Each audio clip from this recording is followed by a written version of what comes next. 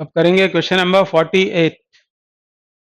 47 का ही डेटा हमको लेना है। यहाँ पर क्या दिया था क्वेश्चन नंबर 47 में? स्विमर की velocity with respect to river, उसका मैग्नीट्यूड 3 किलोमीटर पर आवर और रिवर की स्पीड थी 5 किलोमीटर पर आवर। क्या बोल रहे हैं? Consider the situation of the previous problem. The man has to reach the other shore at the point directly opposite to his starting point. अब वो swimmer क्या चाहता है? ये स्विमर का स्टार्टिंग पॉइंट और वो चाहता है ऑपोजिट बैंक के जस्ट ऑपोजिट पॉइंट पर यहां जाना चाहता है वो। If he reaches the other शोर समवेयर एल्स, और पहुंचता और कहीं है वो, he has to walk down to this point, find the minimum distance that he has to walk। आपने सुना होगा ध्यान से, बहुत ही डिसेंट प्रॉब्लम है। पूरी कहानी ध्यान से सुनना, बहुत लंबा भाषण है पर ये भाषण बहुत काम का है। तो क्या बोला हमसे? रिवर की वेलोसिटी दे रखी है 5 किलोमीटर पर आवर। आप जानते हो ये मैंने बनाई हुई है रिवर, जिसकी विड्थ दी थी, कितनी थी मैं भूल गया, कितनी थी? 500 थी शायद, 500 मीटर। 500 मीटर विड्थ वाली ये रिवर, और यहां से उस स्विमर ने तैरना शुरू किया। ये रिवर की वेलोसिटी, और VSR कितना होगा? अब VSR को उसे इधर ही रखना पड़ेगा, किसी ऑब्ट्यूज एंगल पर। रिवर फ्लो से ऑब्ट्यूज एंगल पर VSR को रखना पड़ेगा, क्योंकि VSR इधर यदि होगा तो उसका कंपोनेंट इसके साथ एडअप हो जाएगा। और यदि VSR ये है, सपोज ये है VSR, किस एंगल पर? एंगल थीटा पर। तो होगा ये कि इस VSR का एक्स डायरेक्शन का जो कंपोनेंट होगा वो VR को कैंसिल कर देगा। मतलब इधर की नेट वेलोसिटी जीरो होने से वेलोसिटी सिर्फ इधर रह जाएगी, तो ये हो जाएगी वेलोसिटी ऑफ स्विमर। मैं अभी समझाता हूं आपको क्या मैं कहना चाहता हूं। मैं सिर्फ इतना कह रहा हूं कि मैंने इसको थीटा ऐसा क्यों मान लिया। ये एंगल भी आप ले सकते थे, पर इस रेफरेंस से मैंने थीटा ले लिया इसको, यानी मैंने मान लिया कि ये तो VR है ही, और VSR ये है y एक्सिस से थीटा एंगल पर, ये मैंने मान लिया है। और VS मैं निकालूंगा, VS वेक्टर। तो पूरी बात आपको ध्यान से सुनना पड़ेगी यदि आप इंटरेस्टेड हो इसको मास्टर करने के लिए, इस तरह की प्रॉब्लम को। तो पूरी बात सुनना पड़ेगी, बहुत सारे लॉजिक्स हैं, बहुत सारा कैलकुलेशन है, पर एंड रिजल्ट बहुत शानदार है। तो कमेंट करके आप मुझे बताना कि आपको कितना समझ में आया, और नहीं आया तो दोबारा देखना। बस कंप्लेंट मत करना, लाइक करना आप, और मुझे बताना कि आप एंजॉय कर रहे हो इन वीडियोस को। तो VS बराबर क्या होगा? VS निकालना है मुझे, वो होता है VSR प्लस VR। अब ये बार बार बताने की जरूरत नहीं है शायद कि VS वेक्टर होता है VSR vector plus VR vector. VSR को मैंने ब्रेक कर दिया कंपोनेंट्स में। VSR का इधर कंपोनेंट क्या आएगा? ये एंगल थीटा माना है, तो ये होगा VSR साइन थीटा। और इधर जो कंपोनेंट आएगा उसका वो क्या आएगा? वो आएगा VSR cos theta, VSR cos theta. ये इसके कंपोनेंट्स बना दिए मैंने, और फिर मैं VS को लिख रहा हूं। तो VS कितना होगा? VS को मैंने इधर ही क्यों बना दिया अभी समझाता हूं मैं आपको। अब ये दो वेक्टर्स जो हैं, ये दो वेक्टर्स हैं ऑपोजिट डायरेक्शंस के, तो इनका रिजल्टेंट कितना होगा? मान लेता हूं ये लार्जर है। कौन लार्जर है? VR minus VSR sine theta into I cap, ये डायरेक्शन का, प्लस इधर क्या है? ये VSR cos theta. VSR cos theta, इसको ब्रैकेट में रखकर जे कैप लगा देते हैं। ये है नेट वेलोसिटी, मतलब इन दोनों के रिजल्टेंट। और जो इस डायग्राम में नहीं दिखेगा आपको, ये मत सोचना कि यहां क्यों बना दिया, कुछ उटपटांग दिमाग में मत लाना, पहले ये लिखा हमने। अब मैं ये जस्टिफाई करना चाहता हूं कि इस केस में जब VSR 3 किलोमीटर पर आवर है और VR 5 किलोमीटर पर आवर है, मतलब रिवर की स्पीड स्विमर से ज्यादा है या स्विमर की रिवर से कम है, तो ऑपोजिट बैंक पर तो पहुंच ही नहीं सकता। अब ऑपोजिट बैंक पर पहुंचने की शर्त क्या होगी कि ड्रिफ्ट जीरो होना चाहिए, ड्रिफ्ट जीरो होना चाहिए। और ड्रिफ्ट कब जीरो होगा? जब इस डायरेक्शन की नेट वेलोसिटी जीरो हो।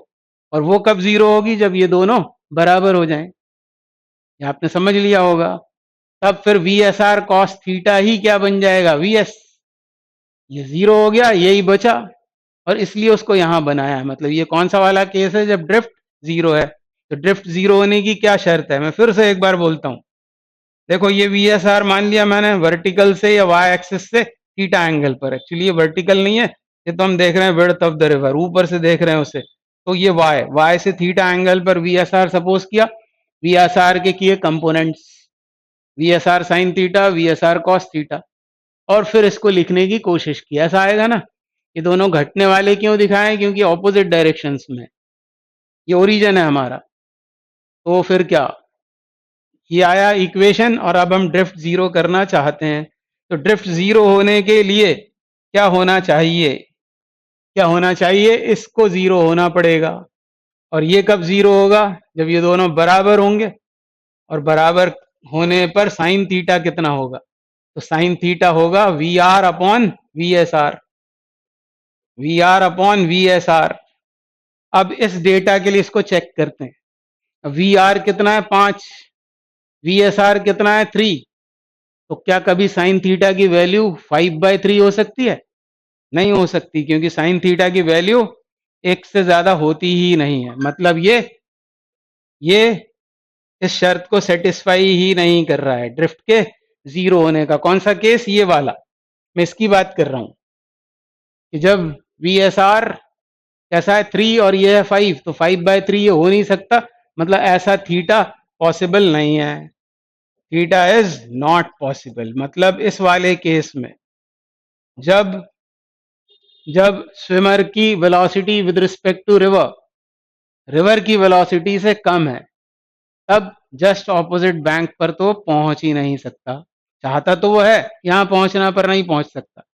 उसको अपनी स्पीड बढ़ानी पड़ेगी, ज्यादा करना पड़ेगी रिवर से, तब जाकर होगा वो, ज्यादा दम लगानी पड़ेगी। अब आगे बोला, if he reaches the other शोर समवेयर एल्स, कहीं और पहुंच जाता, वो तो पहुंचेगा ही। होगा एक्चुअली ये कि ये v r v S r sine theta को कैंसिल नहीं कर पाएगा, या ये इसे कैंसिल नहीं कर पाएगा। मतलब इधर नेट वेलोसिटी होगी कुछ। क्या होगी वो नेट वेलोसिटी? वो होगी v r minus v S r sine theta. तो इस वेलोसिटी से वो कुछ ना कुछ आगे चला ही जाएगा, कुछ ना कुछ ड्रिफ्ट आ ही जाएगा। तो देखते हैं कितना है वो ड्रिफ्ट। तो ड्रिफ्ट मतलब फॉरवर्ड डायरेक्शन की वेलोसिटी वी आर। अब ये दोनों बराबर नहीं है, मतलब इधर भी कुछ नेट वेलोसिटी है, तो कहीं आगे पहुंच जाएगा। V r minus v S r sine theta, V S r sine theta ये ड्रिफ्ट। और टाइम उसे कितना लगेगा? टाइम के लिए ये रिस्पॉन्सिबल होता है V S R cos theta. तो यदि विड्थ है डी, तो इधर आएगा V S R cos theta. ये होगा उसका ड्रिफ्ट। और हमें चाहिए मिनिमम ड्रिफ्ट, मिनिमम चाहिए। तो अब थोड़ी सी आपको मैथ्स लगानी पड़ेगी। अब थोड़ी सी नहीं, अब बाकी बचा हुआ काम तो मैथ्स ही है सब कुछ। तो पूरा सुनना, नहीं आए समझ में दोबारा देखना, उसमें कोई शर्म की बात नहीं है। आप बच्चे ही हैं, और बच्चे ही हैं तो सब कुछ आना कोई जरूरी नहीं है। नहीं आता है तो देखो, समझ में आएगा तो सेटिस्फेक्शन भी आएगा, फिर आपको कॉन्फिडेंस लेवल भी आपका बढ़ेगा। ये सवाल बन गया तो इस तरह के और दूसरे सवाल खूब सारे आप करेंगे तो बस तो प्रसन्नता होगी आपको। डी डी थीटा अलग अलग, इसका इसमें मल्टीप्लाई कर लेते हैं। कितना होगा ये? V r into d upon V S R cos theta, ये होगा। और यहाँ डी डी थीटा चेक करते जाना आप, क्योंकि मेरे साथ कोई भी नहीं है, बच्चे नहीं है क्लास में अभी, तो कुछ गलती हो सकती है। गलती हो सकती है, क्लास में बच्चे रहते हैं तो पहले ही चिल्लाने लगते हैं, ये आएगा वो आएगा, ये नहीं आएगा। तो आप देखते चलना। तो इसको जीरो करना है। कहने का मतलब ये है, मैं बातों बातों में भूल ही गया कि मैं करने क्या जा रहा हूँ। डी मिनिमम यानी मिनिमा की कंडीशन लगानी है। वेरिएबल्स कौन से हैं? ये और थीटा। वी एस आर तो स्विमर की दम है, वी आर हमारे कंट्रोल में नहीं है, कंट्रोल में है सिर्फ थीटा। थीटा बदल कर हम ड्रिफ्ट बदल सकते हैं, ड्रिफ्ट मिनिमम चाहिए तो D capital D upon D theta को जीरो होना पड़ेगा। तो अब इसको बस डिफ्रेंशिएट करके जीरो करोगे तो कहानी आगे बढ़ेगी। अब इधर ये V S R cancel out हो गया है, इधर क्या आएगा, इधर इसमें से ये कांस्टेंट्स हैं डी डी, ये तो वो डेरिवेटिव वाला डी है ना, इसको मत काट देना या डी स्क्वायर मत कर देना गलती से भी। अब इसमें वी आर बाहर, वी एस आर बाहर, वी एस आर और वी आर बाहर, ये वी एस आर और वी आर बाहर, बचता क्या है डी डी और डी भी बाहर, डी डी थीटा, ये क्या होगा sec theta, d d theta sec theta. और इधर क्या बाहर निकलेगा, इधर डी बाहर निकलेगा, और डी बाहर निकलेगा तो D d theta, d d theta.